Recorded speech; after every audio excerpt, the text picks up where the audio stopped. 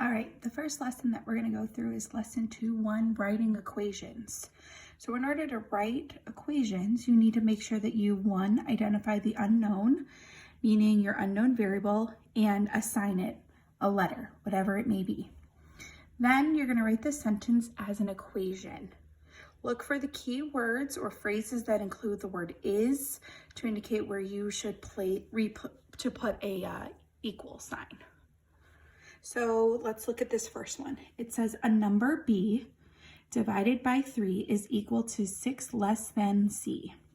So the first thing you want to look for is the is, because that's going to tell you right away that's where that equal sign is going to go. Once you do that, now you want to just work on either side of your equations to create it. So a number b divided by 3. So with this, we're going to do b over 3. We are not going to be using the division sign anymore, okay? We're not using that to show division. We're going to use it showing a fraction. And then it says is equal to, so actually we could take this whole section here, is equal to 6 less than c. You need to remember that when you see less than, it means that you're taking 6 from the c value. So when you see less than, you're writing it the opposite way. So it's going to be c less than, meaning subtraction, 6. The next one, 15 more than z times 6 is y times 2 minus 11. So 15 more than z times 6. So remember, more than, less than, we're going to just write it the opposite way. So we need to show z times 6. And when you do this, you always write the number first. So 6z. 6 is called a coefficient. So 6z more than plus 15 is y times 2 minus 11. So with this one, y times 2, once again, you're always going to put the number first because that's your coefficient. So 2y minus 11. Okay, you have a few tries that you can try out on your own. All right, the next example that we're going to go through is we're going to use word problems to create equations.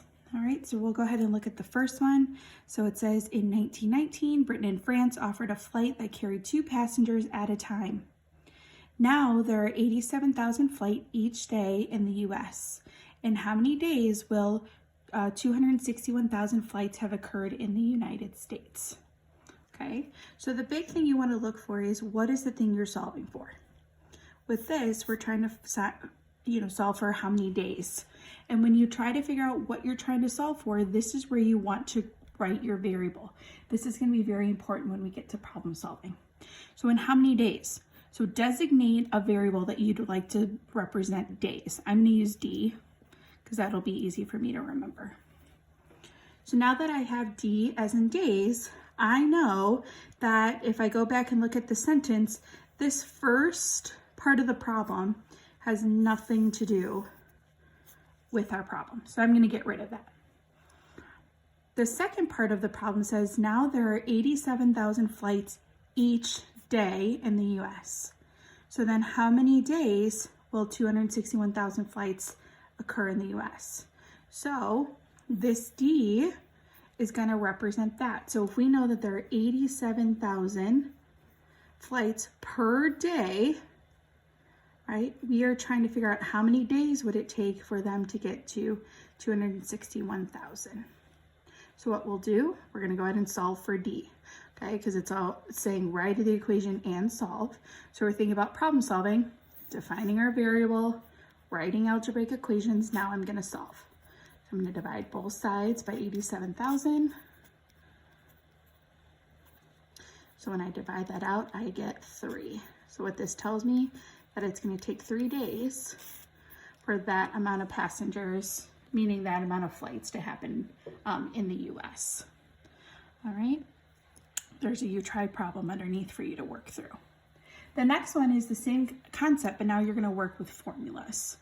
So this one says the total cost C of gas is the price P per gallon times the number of gallons G. So it's already giving you the variables, which is nice. So the cost C is the price per gallon times the number of gallons. So think about when you go to the gas station, your total cost is how much does it cost per gallon and how many gallons does your tank fill.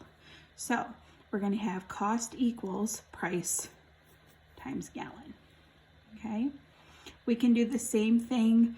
You might see things that are saying miles per hour, right? Those are showing the total distance that you will go in a certain amount of time.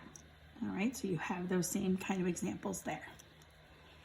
You have a U try underneath to work with finding the sum of the measures of angles, which is definitely something that you guys did last year in CCSS 8.